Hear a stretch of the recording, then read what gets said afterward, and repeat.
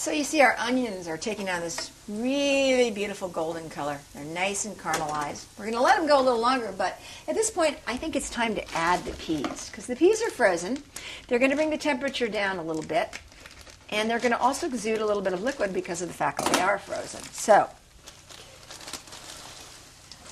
peas in it. I'm adding about a half of this package. I don't think we need much more than that.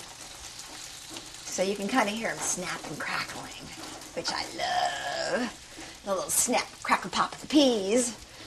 This is the way my mom used to get me to eat onions when I was little. I absolutely hated onions. However, I never realized that she used to hide them in things like peas and onions. Or she would make a great rice on Sundays, and it was a garlic onion rice, and I had no idea there was garlic and onions, but it was a fried rice that I just loved with roast beef. So, for all of you out there who have kids who are trying to figure out ways to get your kids to eat things that they wouldn't normally eat, there's so many great tricks. I mean, this is one way to get them to eat onions. Brussels sprouts. What kid likes Brussels sprouts?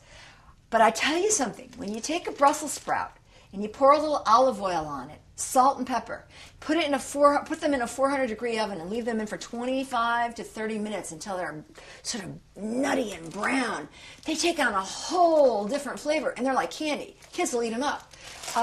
Also, I have been known to sneak roasted beets in mashed potatoes, and kids go nuts over it. They're pink potatoes. You can't taste the beets. All they can taste are the great mashed potatoes, and you're getting your kids to eat beets. I mean, how much better can you get than that? Because, it's a problem to get kids to eat these good things. So why not trick them a little bit? They don't know, and they love it, and they're getting healthy. So as you can see, these are cooking down just a little bit. We're going to let these go a little longer.